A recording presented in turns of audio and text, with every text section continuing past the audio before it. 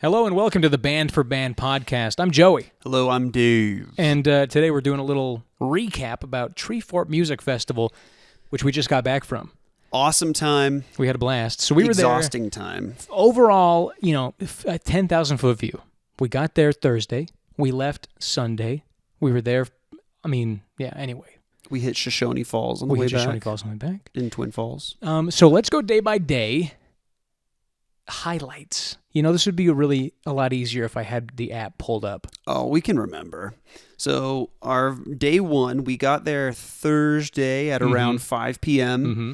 And the first band we went to go see was... I think you guys went to go see the Beaches. Oh, yep. I went to Lily Seabird at the Olympic. Lily Seabird is like a folk rock singer from Vermont. Mm-hmm. And the Beaches are a girl band from Canada. Canada. So the way I discovered it was because they were like, all right, everybody, we're going to play this next song for you. It's called Sorry for Your Loss. And I was like, Sorry. Oh. And immediately went to Wikipedia and I was like, Jimmy, they're Canadian. And I was right. They were Canadian. But I felt kind of, I really liked Lily Seabird. I don't regret going to that set. It was awesome. But I wish I could have gone to the Beaches too, because for the rest of the fest, I had people asking, did you see the Beaches? They were great. Had an awesome set. Yeah. This was my first time hearing the Beaches. And man, I was really impressed. They sounded really good. Specifically, their guitars just had an incredible tone, and they sounded so complete, so full. You know how sometimes you'll hear a band and it's like they're missing something. Well, or you can hear like the instruments like they're not like one cohesive unit, like a little bit. Like it's like a bunch of different sounds like pushed together. I knew we rocked individually, but I never suspected we rocked as a unit. But they were rocking as a unit, and it was very, very a very cohesive sound. The vocals were awesome. Like the backing vocals harmonized incredibly with the main vocals, and really great performance. Yeah, awesome. After that, we saw the Dirty Turkeys. The Dirty Turkeys. I was going to say the Dirty Vultures. I think they're the Dirty Turkeys. They're a band from Colorado, and so I was confused. They have a popular cover of Liam Lynch's song "United States of Whatever," which I love the song. And if you've never heard, it's hilarious. The song is like an inside joke within our band, our friend group, and so we were like stoked, got to see these guys. But I didn't realize that it was by Liam Lynch and not by them. Yeah. So it was still an awesome set. They were still great. They were like kind of like a cowboy rock, cowboy road rock kind of sound. Like that's a pretty good way to describe it. Kind of like John Spencer Blues Explosion, but like a little more cowboy. Yeah, and then they had like some surf influence in there too. They covered Miserlou. Yeah, which love that song. And a really good cover. We were talking like it's a well-known song, but it's not one that's covered all the time. And so it was kind of like a fresh, like, oh, yeah, good choice. Miserlou, I'm like a pretty bad beginner guitar player, and Miserlou has become my go-to practice alternate picking song. Yeah. When you want to practice that tremolo style, that's a great song to learn. Back and forth, yeah. So difficult, that alternate picking. I got to tell you, the trick is to do it at an angle. That's the trick. If you try and do it like loose wrist, do it at an angle to where it like barely, and you got to have a loose pick too, I've learned. We got to have a loose pick, because if your pick's too tight, you're going to get caught on it. Yeah. What else do we do Thursday? Was there anything on the side stage? I'm trying to remember. We got some monsters in the beloved green light. Post picture here. I should talk about this. One thing that was crazy about this festival was if you were spending money on caffeine, you were a fool. A straight wasting fool. Because there are like so many booths, either Monster Energy or Yerba Madre, just giving it away. You had just to walk up and be like, can I go on? And they'd be like, yes. Here, take 7. Yeah, take as many as you want. We got like a ton of these little loose leaf packets. I got like 30 of them between the 3 or 4 days. They said, here, take them. Packed my pockets full of them. Take as many as you want. So, yeah, after that, I want to say that we got some food.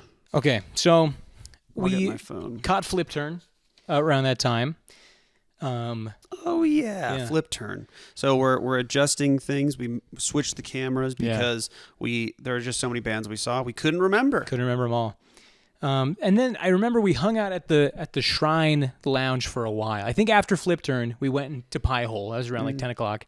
And then we went to the lounge. Which interesting thing about Flip Turn that we talked about is, so my brother was in a band called Brightside. Was kind of like at that mid-band level where going on like opening like for smaller tours. He opened for like Mayday Parade and We the Kings on like a couple tours, but never broke through to like quite getting signed kind of a thing. Yeah.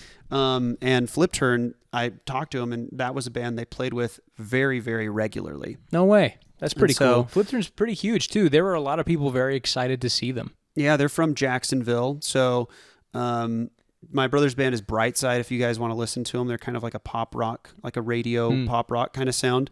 But ended up playing with Flip Turn, ended up playing with Arrows in Action, too, quite a bit. And it's very interesting to just like see the winds of fate. And oh, how they blow. Oh, how they blow. Which I feel like after Flip Turn, or maybe around that same time, you guys were at Ingy. Or was that Ingy was the next day? That's Friday. Okay, never mind. Forget about it. So we got pizza at the Pie Hole. We went to the Shrine. Yeah. Soph's Blue Shimmer, Homefront, Angel Dust. I think we're all that night. And Eldor Baloo. Right. We kind of dipped out for a minute to go check out them. We were just getting tired of being in the Shrine. Still a little stuffy. It's real and stuffy. You want to in there. stretch your legs. I think that's one of the best things about Mr. Treefort. Allergy Boy, so I got sneezy. That's true. In there. You got sneezy. One thing that's great about Treefort compared to other festivals is some festivals you're confined to like a big park, right? And you can walk from stage to stage, but you got to stay in there. Treefort, you can go anywhere because the venues are all over town. So you can get out, you can stroll around, take in the night air. Especially we had the what's called their zip line pass. Yes. Because of the press media like badge that we had or whatever, and so they do have lines for some of their venues like once they get to capacity. But especially like because we had this little special purple bracelet, it made it so we didn't even have to wait there. So that we was could just really nice. go in and out whenever we needed. Yeah, I felt elite. But of that, I felt bougie. Yeah, it was nice. Of that, like all those bands that we saw, though, I would have to say for both of us, our favorites were probably Homefront and Angel Dust. Homefront and Angel Dust, yeah, were both of us our two favorite. Really sick. Homefront, very cool, hardcore punk, classic like 80s, 90s hardcore punk sound mixed with sort of a Cure style shimmery guitars and keys, and very cool sound, very unique. Yeah, check them out. They were cool. And then Angel Dust just brought a ton of energy, and we loved it, and it was awesome. Then we went home. I think we did one more. Oh, that's right. We went to the Space Banana. The Space Banana, which awesome smelled like artificial banana. They like pumped the smell throughout the whole venue. I don't even know how they did it. Someone was telling us that in Boise, the Space Banana is kind of like a very fratty bar, is what they were saying. But it's pretty small in there. Very small. Then when we were there, it was, just your classic Treefort crowd, very, broad range of ages and peoples. But it was awesome. One of the crew guys came up and talked to us, was saying they installed these super expensive speakers up at the front. I think out of any show we went to, one sounded the best. Sound was incredible. It was so random. Max Lowe, which is a DJ duo from LA, two women in their 30s. Yeah. And they've been, playing for a while. So good. It was just, I did not expect like my favorite sound experience to come from that tiny venue. Neither did I. That was easily the best sound experience of the whole festival. We had in to the Space Banana. Leave early because one of the guys we were with was not 21 and could not go into. Joey's brother Jimmy, outside. our PA. Our PA was waiting 19. outside, and so we were like, just one more drop, then we'll go. It was awesome though. That sound was awesome. So then after that, we were pretty exhausted. And then day 2, when we were walking back to our car, was that when we saw the guy with the piano, the busker? Yeah. Was that night? Yeah. So we saw we called them the Treefort Rejects. There were a bunch of Treefort Rejects around that were just like people playing on the street. It could have been like high school kids that were like in band. Just busking or like doing a little jazz quartet so we saw this one group. It was like a guy with a keyboard and there was like a beat going and he was just modulating between the first and a second chord, just like one step up. Dun dun dun dun dun dun. We were probably walking past this, or he was in earshot for maybe 5 minutes as we like approached, walked past, and then Insane. We're gone. We heard him playing Same it notes. for seriously like probably a solid 3 or 4 minutes. And The it's whole like, it was time. kind of like, oh yep, these are the Treefort rejects. It was awesome though. I got that stuck in my head for the rest of the trip. So after that, day 2, we did a couple interviews. We did 40 Feet Tall. We watched 40 Feet Tall. Yeah, because they had an earlier show around like 3. Awesome. Great. Loved it. The debuting some new stuff. Yep. Yeah. Always loved their music. 40 Feet Tall. They're awesome. Awesome dudes too. We ate at the food hall. Right. Yeah. Ate at the food hall. I had some delicious brisket. And then after we saw 40 Feet Tall, then we had our interview with Fust. That's right. Yep. Yeah.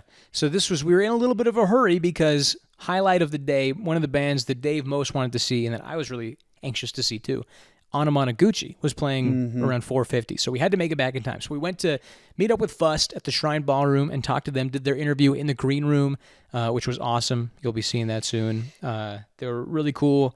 A couple dudes we sat down with Aaron like and the Avery. 7 or 8 person band or Yeah. however many. It's a big band. Yeah. So that was cool. We were had to lug our big bag of interview gear all over Boise, but it was worth it. Yeah. So then we made it back in time to catch Anamanaguchi Which playing at the Hideout. In Loved the, their in the set. park. Always love Anamanaguchi. They've kind of like splintered with their sound a little bit. Yeah. Where their old stuff is kind of like this like chip tune 8-bit like video game punk rock sound. Mm-hmm. And then their new stuff is like there's like a little bit of that in there, but it's very like Weezer-y. Yeah. Very power pop. And it was my first time seeing them. Really impressed too. I had a great experience seeing them live. And so after that, Yeah, what were your takeaways? Because I was super hyped for you to see them for the first time. Really liked them. I mean, they sounded basically like what I expected them to sound like, just because I think their live sound is really dialed in to how their records sound. But it was very cool to see them pull that off live. I was so curious, like, how are they going to do that? How are they going to play video game music live? And they nailed it. Yeah, love them. The front man, Peter Berkman, was really funny. He had some great stage banter about a spider Yeah, that was going to join the band. super cool dude. We interviewed him later in the night. So after this show, I think we split up, right? I went somewhere. Where did I go?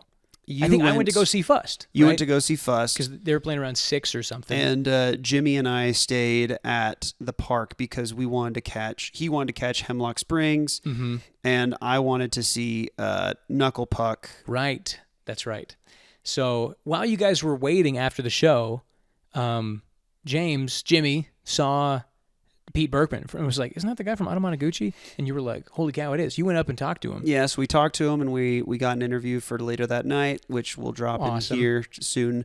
Really cool dude, though. We hung out with him for probably like an hour and a half, I want to say, something like that. And so Friday was probably the craziest night. Friday was insane. It So was probably I my came back favorite day personally. from Fust and got to catch a bit of the Wonder Years, which were good. Knuckle Puck was awesome live too, yeah. I should say. I missed their set though. I think they were the same time as Knuckle Puck was probably Fust. my favorite pop punk set. The lead singer's vocals are just so high and so clean, even still, like after like a beautiful, like 10 years like the or singing whatever. of a choir boy. Yeah, I love it. And it's really impressive when you have somebody that can do that high of vocals that consistently and also scream too, because he could do both, and he was doing both. And it's really impressive when you see him hit the scream, hit the high vocals, and neither of them suffer. It's very impressive. That's very very hard to cool. achieve. Was there anything between Wonder Years and Magdalena Bay?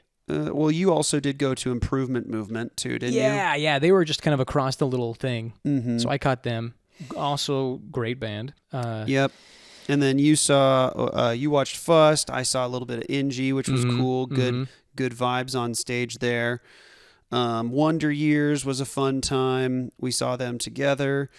And then Magdalena Bay, this was kind of both of us our first experience with Magdalena Bay. and I would personally say I was blown away by it. Like, Have you listened to their records? I have a little bit. Yeah. Like, I have listened to the music, but honestly, like, it hasn't resonated with me, like, listening to it, streaming, but like seeing them live, and like they just had such a full, complete sound, and their production was really well done. And she's a great performer. Oh, yeah. Just very captivating energy on the stage. You're always like, what's going to happen next? Yeah, what's going on? So interesting. So creative. It was very mysterious. We described it as Kate Bush? like you're getting haunted by Kate Bush. Yeah. Is what it sounds like. Yeah. That was really good. And regrettably, we had to leave early for an interview with Pete from Anamanaguchi. But I wish I could have seen the full Mag Bay set. Yeah. Really, it was really great good. though. We saw like probably 30 minutes of it or something. Really enjoyed it. And then so after that, we had our interview with Pete. This is when the night got really weird. From here on out, it was... How did it get weird? Well, so we yeah. met up with Pete from Anamanaguchi, had a great interview, which you'll also be seeing soon. And after our interview with him, well, first of all, I think Dave and Pete are best friends now. I think you guys really hit it off. Yeah, we're homies. He's just a really cool He's guy. He's a really cool guy. He's a very nice guy to get cut along into that with. clip of Scott Pilgrim right here. With he's just Nego Scott. he's just a really cool guy. We're probably gonna get like brunch sometime. I don't know. After the show, he was like, "What are you guys doing now? You trying to catch anything?" And we were like, "Oh, we might see a couple artists." And he's like, "I'm going to Machine Girl right now. Do you guys want to come with?" And we were like, "Machine Girl? Who's that?" Yeah, and thank goodness Pete brought us, because so when we were talking about it, I was like, "Oh, you've played Neon White, right? Like, have you ever played Neon White, the game Neon White?" I was like, "Oh yeah, I've played Neon White." And then he said, "Machine Girl did the soundtrack for that." I was like, "Oh," it was like a full circle moment. But the soundtrack for Neon White, what you probably thought you were getting into, was different, a little from different. Most of Machine Girl's other stuff. So Machine Girl, it's kind of like jungle drum and bass mixed with like hardcore. And very like intense glitch, screamo. I don't even know what you'd call it. Yeah, it's overwhelming. It's maximum strobe, stimulation. It's like crazy set decorations. It's just like nonstop blast beats on the drums. It's what I like to call wife overwhelm music. Yeah, music your wife would hate. Not all wives. Not all wives, but our wives. But our wives specifically. Yeah. It was an awesome show though. It was Meanwhile, so sick. Our PA Jimmy was like trying to finish an essay. It was like due at midnight. It was like 11:30 at this point. Literally the most like stressful possible sounding set that we attended the entire festival. They're over there on the stage like, and he's like trying to like cram and read this article about like, I don't even know, science. Whatever. So also during the show, Dave like taps me on the shoulder and he's like, "Hey, look behind you to your left. I think that's Cameron Winter." And I mean, we've been very stoked to see Geese this whole week. You know, everyone's talking about Geese. Drop the pic here, me and Cameron Winter. And so I look back. Sure enough, it's Cameron Winter from Cam. We're on a first name basis. So cool, so chill. My close good friend Cam. And so Dave goes up to get a picture with him. You like tap him on the shoulder. I said, "Hey," like, because he was wearing a hoodie all the way up, like Unabomber style, like pulled around his whole face like with sunglasses on. And like a thick like scarf, like wrapped around his face, like clearly trying to be like disguised. And I tapped him on the shoulder. I said, "Hey, is it okay if I get a selfie with you?" And then he like looked at me and like nodded. And then I said to him, "Don't worry, I'm gonna be super chill and I'm not gonna blow your cover."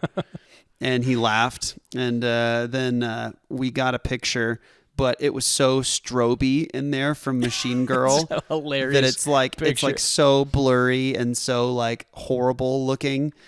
And then we both saw how crappy the picture was, like at the same time, and I was just like, "Good enough." And then he just laughed super hard. Is he taller than you, or are you about the same height? He's a tall young man. I think he might be like an inch taller than me. I'm about 6'2", 6'3". He might be like 6'3" or 6'4". I might have been the same height though. I don't know. It's hard to tell because he did have that hoodie on, which boosted his height. Gives you a little cone. I wouldn't be surprised if he's got some thick Geese boots on. Maybe too. so. He was also hanging out with Joe Guess Pera, who? Yeah, Joe the comedian. Pera. Who would have guessed? We were just chatting, having a great conversation. Yeah, and It's two probably people you 'cause would never expect to We were hang theorizing. Maybe they know each other, but maybe it's like, hey, we're both on the same level, fame-wise. We get each other, That's yeah. what I was. They're also both New York people. Joe Pera's a New York guy? Yeah, he's from Buffalo, I think, Oh, originally. I did not know that. But I wouldn't be surprised if, like, he, I don't know if he currently lives in Buffalo or if he currently lives, like, somewhere in else the in city? New York. Yeah, in the city. Yeah. So But that was pretty cool. So, yeah, they were hanging out, and that was a super fun time. Machine Girl was probably, like, my favorite new discovery of the festival. Yeah. Really loved their set, and I've been listening to them, like, on repeat since the festival. So after that, I think we went to go get pizza again at the Pile. I think we went back. Yeah. And did we go to any other bands that night? So after that, we went to the Sextile DJ set. Yeah. And that was fun. They had it was a good time, but that was another one that Jimmy couldn't be in. Yeah. And so we were only in there for like 5 or 10 minutes, but I had a good time in there. I really wanted to see Sextile live, but I just missed. I think we were somewhere else. Yeah. That was one of my... A big thing about Treefort is that lots of opportunity cost and decisions you got to make, because even if you have a perfect schedule, there's always going to be like a couple that you want to see at the same time. And so do you go to like 20 minutes of one and 20 minutes of the other, or do you choose one and stay the whole time? Do you, what do you do? Yeah. It's hard to decide sometimes. And then after that, we saw some artists which we did not vibe with, which we will leave out of the discussion. Wait, who? I'll delete this. If you ask us in person, we'll tell you. But Yeah. So then, and then we just went home, right? we went home very tired. It was an exhausting. I think it was like around 2 a.m. when we went back. Yeah. And kind of collapsed in our musty hotel room. Mm-hmm. Very musty, that hotel room. Quite musty. Saturday was a big day. We had like 7 interviews. Yeah. So first of the day, I think, was Spoonbenders. Yep. So we had Spoonbenders. And then we ran over to the park to catch Moon Owl's Mages, who was on the main stage. Great set. Yep. And then went back to the park, or back to the media lounge. Yep.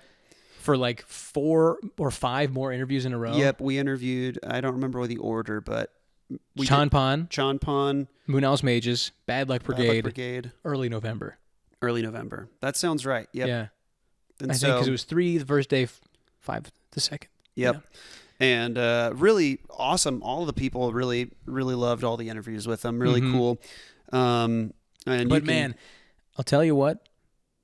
I know this sounds very like, boo-hoo, we have to work for a living, but I was pretty tired after doing 5 interviews in a row. No, I mean, it was just like, I couldn't talk. I think it My was throat 4 was hours parched. straight of just us talking. Yeah. And yeah, it's kind of like the casino days a little bit, where you're in it and you're locked in and you're having a great time. But then when you walk outside, you're like, oh. Yeah. And you like the FOV kind of happens and your hands like all blurry, and then it's like the ears ringing noise and the exposure turns way up on your view and it's like too bright. yeah. I remember walking out of the building and it being so sunny and just thinking, oh. Yeah, that day I had a ton of caffeine. I had probably 550 milligrams of That's caffeine. a lot of caffeine. I had like 2 yerbs and like 1.5 monsters or something. And it was just so much, but it didn't even like touch the exhaustion. Like because it's accumulative, right? Like the first day you're up till 2 and you're like, wow, that was a lot of fun, but I'm tired. Second day, oh my gosh, you're even more tired. And then it hits like 6 p.m. and it's starting to catch up with you. Yep. But we couldn't retire because the best was yet to come of that day. The best was yet to come. So after that, we went and saw Chanpon, who we had just barely interviewed, and they were awesome. They had a sweet set. It was really interesting because they have like a very unique sound, and it was very interesting seeing how that translated into a live set. Yeah. They have, I don't know, some of their songs are like a little bossa nova-y, and some have like a little drum and bass. Some have like a little bit of dancey pop. They're a lot of fun. Yeah, one thing that's interesting is you get these bands where you can tell that they're like a band, like they're like a garage band first, and then they're a studio band second. Do you know what I mean? Yeah. And it's kind of like, okay, how can we adopt this sound For a record. For a record. Like, I would probably say that, 40 feet tall, Giz is Moonhouse like that, Mages, 40 feet tall, yeah. Chonpon was like a studio band adopted for the stage. Mm-hmm. I'd say Anamanaguchi's like that too. Anamanaguchi's like that too, yeah. Not as much their recent record, but so it's really interesting when you see these bands that write in the studio, and then how are they going to adapt that to their live show? And it's awesome when they can do both, write a good album in the studio and then knock it out of the park on stage. It feels good. It's like, yeah. Mm-hmm. After Chonpon, where do we go? So you went to Mother. I think I thought. I had a big break actually. I was just hanging out in the park. Okay. While they were on. I think Jimmy went to go see them. I was just sort of kicking around. I got an ice cream cone. Delicious. I sat down against a tree and jelly. Made like a TikTok or something. I don't even remember. Joe I was so with his tired. sweet treat in the park, be like, I got a chocolate vanilla twist with sprinkles in a waffle cone. Oh, they said, snap. "Do you want sprinkles?" And I said, "Do I look like a guy that wants sprinkles?" I'm almost 30. I'm a man alone. It's a little weird to get. I mean, yeah, give me the sprinkles. Give me the sprinkles, like, idiot. I'm not going to deprive myself of joy, but there is something a little unsettling about a single adult man walking around with a sprinkled ice cream cone. Yeah. Next thing, what do I want sprinkles? Next up, ask me about the annexation of Puerto Rico, moron. Yeah, I got thoughts. Okay.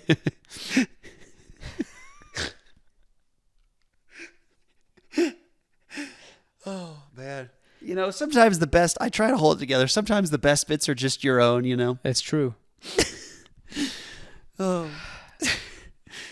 Anyway. So where were you? I went to Joe Pera. You went to Joe Pera. Really enjoyed Joe Pera. Joe Pera, Joe P. Joe P. I will say, I'm not a stand-up guy. Everybody. I'm not a stand-up guy. I'm not a stand-up guy. I'm not a theater guy. I'm going to sound like Timothy Chalamet. I'm not an opera guy. Not a ballet guy. Not a ballet guy. Fine arts, hate them. I am an art guy. Mm-hmm. I'm a poetry guy. Mm-hmm. I'm a music guy. Mm-hmm. I love all that stuff, but I am not a stand-up guy. The one person I am a stand-up guy for is Joe. Joe Pera. Joe Pera. Yeah. Now, I will say, with me not being a stand-up guy, I still enjoy his show and like his curated videos more than I enjoy his stand-up. Yeah. Yeah. That makes sense. And you were there for a while because you went, you had to wait in line, you got in, show, walk back. I think the whole time, so me and Jimmy were just chilling at the park because he wanted to catch Mother, and I think there were a couple other bands just playing around. I was really sad because I was really pumped to see Mama. Oh, yeah. And we did not get to see Mama. 2 bands on Friday that canceled, Mama and Radium Dolls, that I would have liked to see. Yeah, Mama. Didn't make it to either I don't of them. even know why. Radium Dolls canceled because they couldn't get into the border. Like, they couldn't cross the border. They're going back from Canada to the U.S., and then Mama was something else. Mama might have been like delayed flights or something. I don't know. So that was a bummer. But, we were just trying to hold our spot for Geese. We got a pretty good spot. Oh, yeah. Joe was holding the same spot. Sort of a tree. At the complete...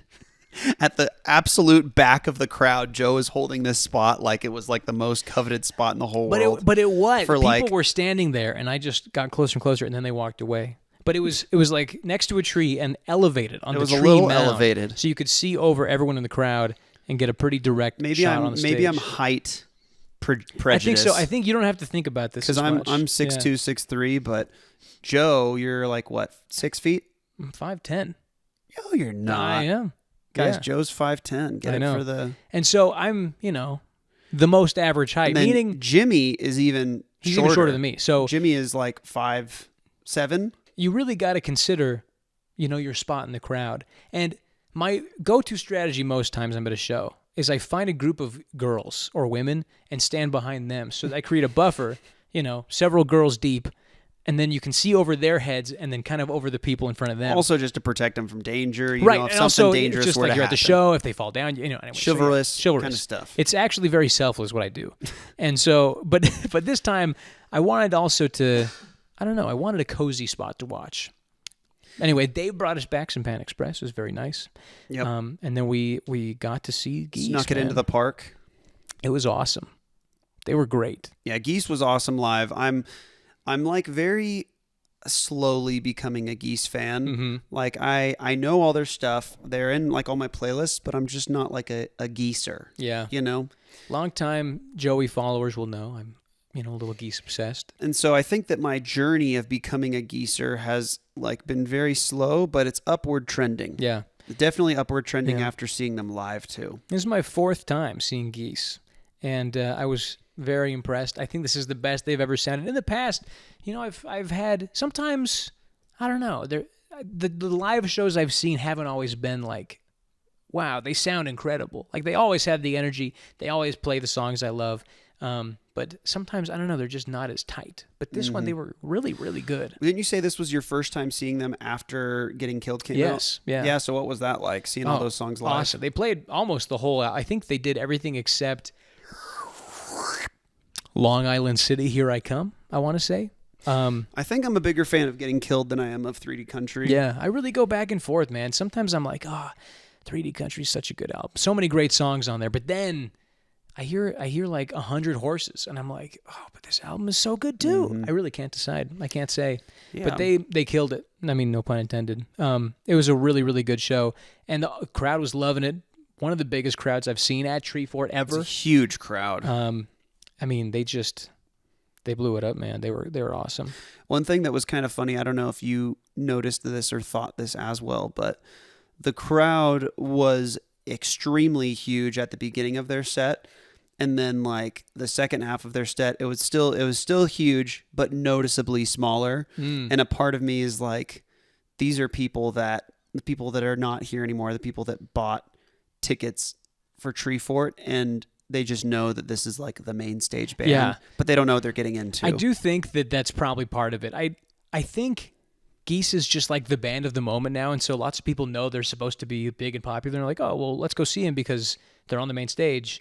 Yeah, I don't know. One thing that was funny was I was showing videos to my sister-in-law after the show was over, and I showed her clips of Geese, and she had actually never heard Geese before. But the very first thing she said was, I really like his voice. And I was like, that's usually what? The thing most people like, have the what? biggest problem with. I was like, it really took me by surprise, because awesome. I even feel like people that are fans of Geese, like, it's like you warm up to his voice. You don't like love it like instantly, but then like once you're a pretty big fan, it's like now you love it. But it was really interesting that she just like loved his voice from the get-go. That's awesome. It was kind of crazy.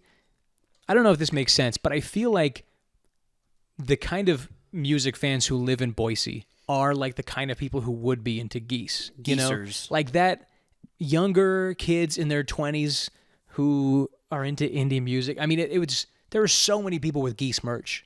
Like 10-15% of the crowd, of the people just walking around the festival had on some sort of Geese merch. It was massive. Which this was the main thing I was bummed about, besides Mama not being able to come, was they put Hello Goodbye at the same time as Geese. Yeah. And that was a huge bummer, because the Hello Goodbye was probably like my number, I don't know, they were my top like 5 bands probably that I want to see. But Geese was just a teeny bit more of a priority. And so even though I'm not a huge fan, I know that like this is their moment. You know what I mean? Yeah. I feel like when you're seeing bands, you have to kind of take that into consideration. Right, you're catching them at their height. Yeah.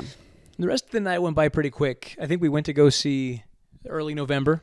Yeah, which Early November, Ace Enders, really cool guy. Great voice. Insane voice. Yeah. So like I knew all of those early pop punkers from like 2000 to 2003 or whatever, which he's like one of the original Drive Through Records guys. Signed, like they were playing with like Starting Line and All American Rejects and Fall Out Boy, and anyway, Alistair for you oldies out there. But it was really interesting to see how he can still crush that stuff live. Yeah. Like you can tell too when you see a band live and they lower keys of their songs to make it like more doable now that they're older. And I remember, like, for example, when I saw Africa by Toto, I saw that song live, and this was like last year, and so they were like pretty old, and it was like, oh, this is like several. This isn't like a key or two. This is like several keys lower. Yeah. Anyway, but Ace just crushed it. Yeah. one of the best like pop punk live voices maybe I've heard. Like so clean, so controlled. He did this one song without the rest of the band, just him and his guitar, and Ever so soft, ever so sweet, something like that. Ever sweetly. it was beautiful, man. He Can't remember the name of it. sung out loud and clear, like a beautiful church bell. Yeah, it was awesome. Then we went to Spoonbenders, and then Wine Lips, and then we ended the night with the Crazy Mosh in the Wine Lips pit, and then I think called it a day. Yep. Spoonbenders and Wine Lips, both really great bands. Yep. I'm getting tired just recounting all of these experiences. Yeah, and we were so exhausted. Yeah. And so after we finished up, we went to our hotel for the final time, slept like a good 10 hours probably. And then long drive back. It was funny because immediately after my body registered that like the festival was over and like the adrenaline was gone or whatever, it was like, all right, time to get sick. Time to get sick. Time to get sick. Holding on so tight. I was like, and then as soon as we got home, it's like, yeah, I had a sneeze attack. Like I took a nap in the car like this, and then I fell asleep for like an hour and a half or something until we got to Shoshone Falls, and I felt fine when I went to sleep, when I passed out in the car for an hour and a half. When I woke up to a sneeze attack. Yeah, it was brutal. A lot of sneezes back to back. And it was a pretty uneventful trip. Hope we listened to the Beastie Boys book, a little bit of that. Hit Bacon Boise for breakfast, which was delicious, as always. To a really sad and tired Wendy's stop. It was like, you're like almost done with the road trip and you just need to eat something. Yeah. And it was definitely the stop of like, I guess like it's time to be probably home. Eat something. Yeah. And then we had the slow journey back if we had to drop Jimmy off in Salt Lake. And then once we got to Joey's house, then I had to pick up my car from Joey's house and drive like 45 minutes more back south to your house. Back to my house. Yeah, man. And so it was just a long journey. It was so good to just shower and then just collapse in bed. And I think I slept for like 10 hours that night too. Yeah. I'm still catching up, TBH. Yeah, I'm still also catching up. I think that my body, today is Wednesday? Thursday. Wow. No? Yeah. Are you sure? It's Thursday. Oh, well. I think today is like the first day that I'm feeling well. Yeah, whole. Whole again. After an ordeal. It was really, I don't want to make it sound like Treefort was some painful, it was awesome. It was a really awesome experience. I bet the post-festival exhaustion and post-festival like sickness is probably pretty common. Yeah. Yeah, I have heard there's one, the Coachella flu or something. Yeah. Makes sense. But it was great. I can't wait to go back. Yeah, it was awesome. They surprise me every year with the lineup in a good way. I'm always like, wow, great selection, Yeah. Yeah, it was awesome. Probably next up we'll be at Kilby Block Party, Joe? Probably, yeah. And we'll probably be doing some more interviews there. Yeah, it looks like that we run into. So there's like 20% of them that already played at Treefort. Yeah. I think I want to see Mag Bay again. If it works out with the schedule, I want to go for the full thing. So anyway, that was our recap of Treefort. Thank you so for much listening. And we'll see you next time. Yep. See ya.